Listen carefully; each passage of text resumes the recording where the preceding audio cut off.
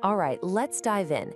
Today, we're demystifying a really fascinating system for self-discovery called human design. Think of it as a personal roadmap, a blueprint to your most authentic self. We're gonna unpack exactly how it works right now. I mean, who hasn't felt this way, right? That feeling of being a little lost, like you're just trying to figure it all out and wish you had some kind of guide? Well, that exact feeling is what brings so many of us to explore systems just like this one. So this is where the human design system comes in as that potential user manual we're all looking for. It's a synthesis of all these different schools of thought. You've got astrology, the Ching, kabbalan, and even a bit of quantum physics all mixed in. The core idea is pretty wild. Your exact time and place of birth creates this totally unique design blueprint. It's essentially a map to help you understand yourself better, your strengths, your challenges, and most importantly, how to make choices that actually lead you to a more fulfilling life. Okay, so let's get into the nitty-gritty. What is this system really? Well, at its core, human design is all about understanding your personal energy. It's about figuring out how you're uniquely wired to operate in the world and how to best use that precious life force you've got. And the journey always starts with one thing: identifying your fundamental energy type. So the system basically sorts everyone into one of 5 energy types. Now look at this breakdown. About 70% of the population, that's most of us, are either generators or manifesting generators. These are the builders, the doers with this huge well of life force energy. Then you have the projectors, who are these natural guides, and the manifestors, who are powerful initiators. And then you have the really rare ones, the reflectors, making up just 1%. They act like these incredible mirrors for the communities around them. The key thing here is that each type has a totally unique way of engaging with life. Okay, so let's make this more concrete. Let's zoom in on one of these types, say the manifesting generator, or MG for short. This type is just a powerhouse, a bundle of dynamic energy. They're incredible multitaskers, always looking for the fastest, most efficient way to get something done. They absolutely thrive on having multiple things going on at once and bring this vibrant, inspiring energy to everything they do. Now, this is where it gets really, really practical. The system gives each type its own built-in emotional compass, like a GPS for your soul. For a generator or an MG, the big goal is to feel satisfaction. That's that amazing feeling of deep contentment you get when you're using your energy in the right way. On the flip side, the big red flag is frustration. So if you're feeling stuck, blocked, or just drained, that's your body's way of screaming, hey, you're off track. And while the specific feelings are different for other types, like success for projectors or peace for manifestors, the principle is exactly the same for everyone. So, knowing your type is the first big piece of the puzzle. But the real question is, how do you actually put that knowledge into practice? Well, that's where we get into your personal energy blueprint.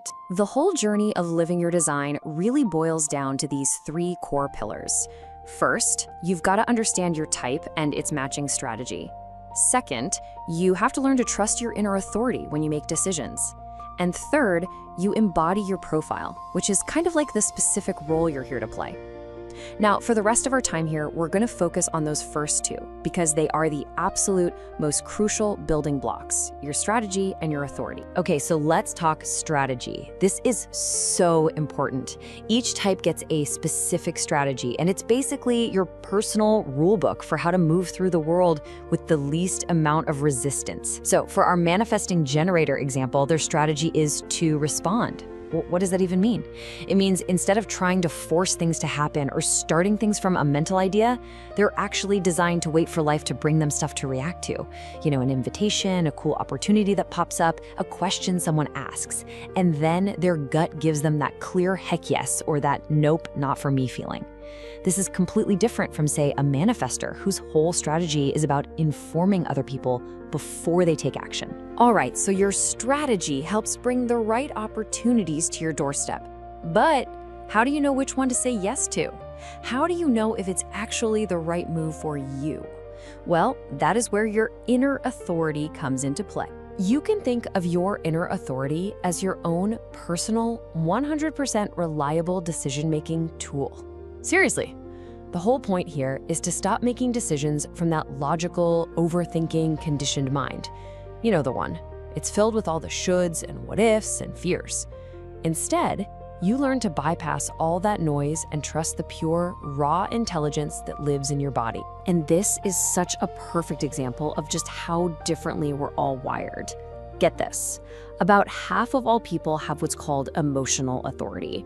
For them, making a big decision in the heat of the moment, it doesn't matter if they're super excited or really down, is almost always a recipe for regret later. Why? Because their clarity doesn't exist in the now. It only comes over time, after they've ridden what's called their emotional wave, up and down, and finally landed in a calm, neutral place. For them, patience isn't just a virtue. It is literally their key to making the right choice. Okay, so beyond all the practical day-to-day stuff, human design also goes deeper. It offers a framework for real personal growth, for healing. It shines a light on some of those unconscious patterns we might have inherited and shows us a path to actually transform them. And I think this quote just captures the heart of this work so perfectly. The goal isn't to pretend our wounds don't exist or to erase them. It's about understanding them so deeply that they lose their power over us. It's about finding that freedom to live our lives on our own terms. This system points to these specific patterns, sometimes called genetic traumas. Let's take the wound of shame, for example. That's that deep, heavy belief that you're somehow fundamentally flawed because of mistakes you've made. Now, the path to healing, according to this, isn't to fight that feeling or beat yourself up over it. It's to move through it. And the amazing thing is, the gift waiting on the other side of that wound is its opposite, a profound sense of humor, of warmth, and of real self-compassion. The idea here is powerful. Your greatest wound often holds the key to your greatest wisdom. So, after we've talked about all of this, types, strategies, authorities, the whole shebang, what's the bottom line? What's the ultimate takeaway here? I think it all comes down to this really simple but profound idea. At the end of the day, human design isn't about trying to fix yourself or become someone you're not. It's a tool that's meant to give you permission to be more of who you already are, and to build a life that feels genuinely meaningful to you and nobody else. And so I'll leave you with this question to reflect on. What would your life actually look like if you started to really live by your own design? If you truly trusted your unique energy and that personal compass inside you, what might start to shift? It's a journey of self-discovery for sure. And according to this system, the map, well, it's already within you. Thanks so much for joining me for this explainer.